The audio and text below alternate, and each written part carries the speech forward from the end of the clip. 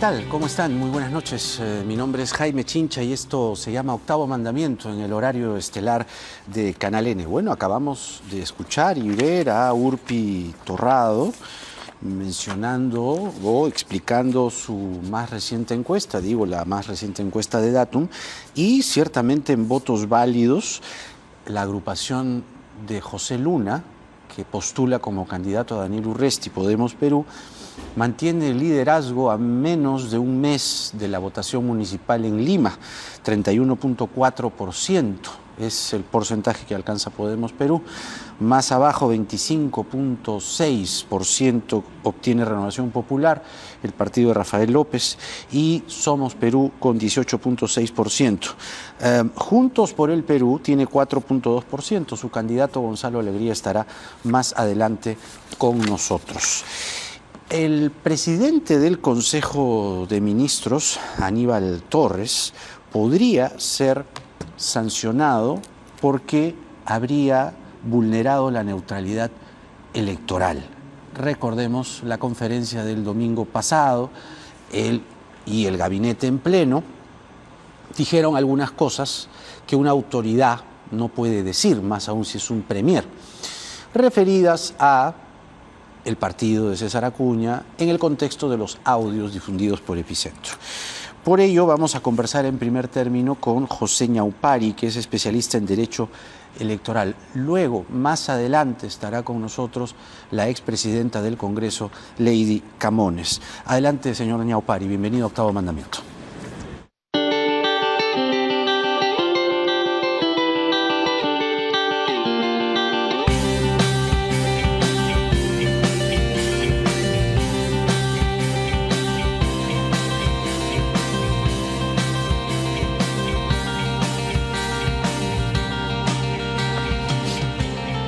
A ver, bienvenido. Gracias por estar aquí. A ustedes, por la invitación.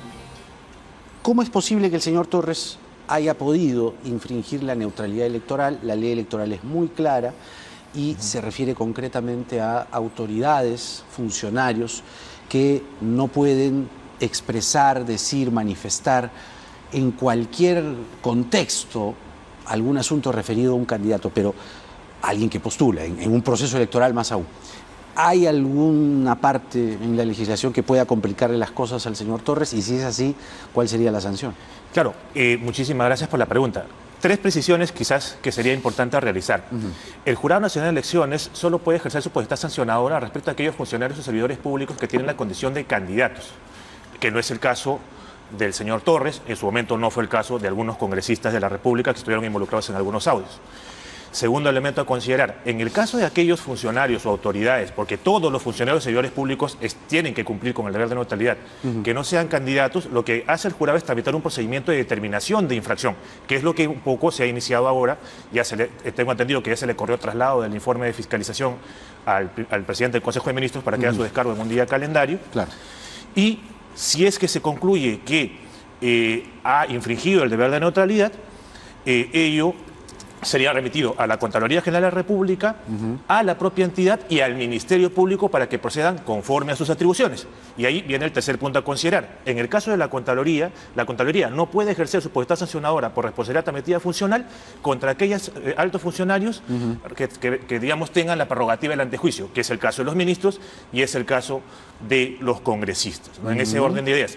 ¿Qué sanción podría haber? En principio, la sanción que estime conveniente atribuirle eventualmente su propia entidad.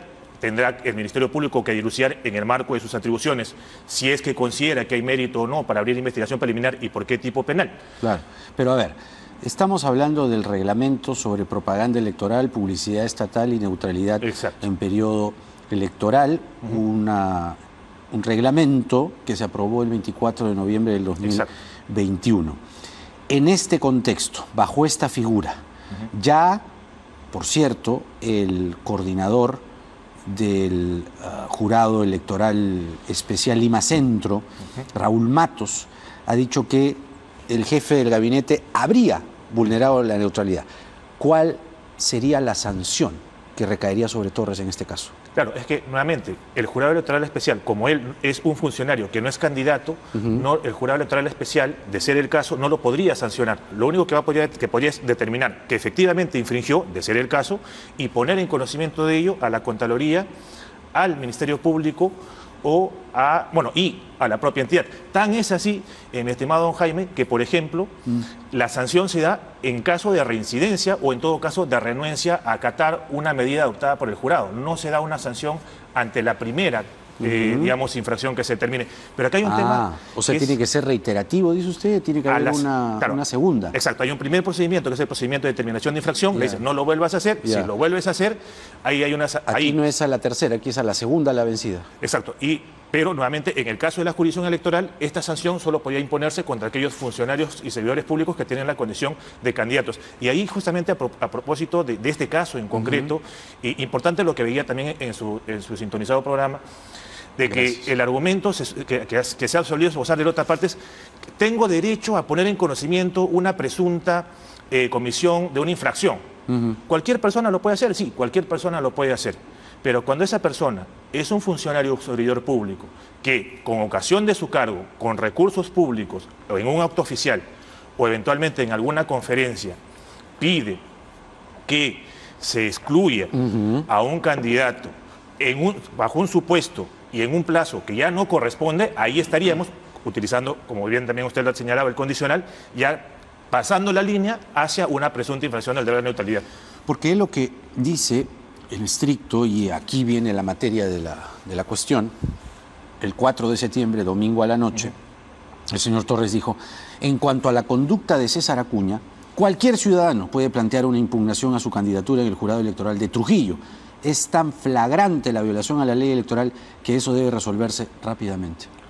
Claro, así sin más, ¿puede decir un premier esas cosas? Claro, y lo que ciertamente extraña es que, por ejemplo, por lo visto, el señor presidente del Consejo de Ministros no fue informado que se podía excluir, por ejemplo, por temas de residencia en dádivas o una dádiva que supere las 2 UITs, solo hasta el 2 de septiembre con decisión firme, y que el jurado electoral especial en primera instancia tenía que haberse pronunciado hasta el 18 de agosto. Después del 2 de septiembre, la única posibilidad de excluir un candidato es por ejecución de lo que resuelve la jurisdicción ordinaria: sentencia firme de interdicción, pena inhabilitación de derechos políticos o por sentencia consentida ejecutoriada por la Comisión de Delito Doloso. En este caso, el señor aludido estaba incurso en alguno de esos 3 supuestos para sostener que nos encontrábamos ante un supuesto de exclusión aplicable después del 2 de septiembre. Claro. Porque si fuera dádivas, el plazo ya venció. Ajá. Los plazos también son importantes, hay que tomar en cuenta los plazos. Y ahí también habría que señalar, claro, se dice la infracción a la legislación electoral. ¿Cuál? Porque ciertamente una cosa es la infracción del deber de neutralidad que se puede haber atribuido a parlamentarios, y otra cosa es las infracciones a las normas sobre propaganda electoral que se le puede atribuir a un candidato. Y como bien lo ha reseñado usted al revisar la resolución 922-2021 JN, las sanciones suelen ser pecuniarias, no de exclusión. La única posibilidad de que yo pueda excluir a un candidato, digamos, ya escrito, sería o porque consignó información falsa en su declaración jurada de hoja de vida, o porque omitió consignar información de bienes y rentas y que ello no era pasible de obtener mediante un registro público, o porque omitió consignar sentencias firmes, aunque ya hubiesen quedado, digamos, vigentes, o justamente por residencia en dádivas o por entregar una dádiva que supere las 2 UITs. Una ley es una dádiva.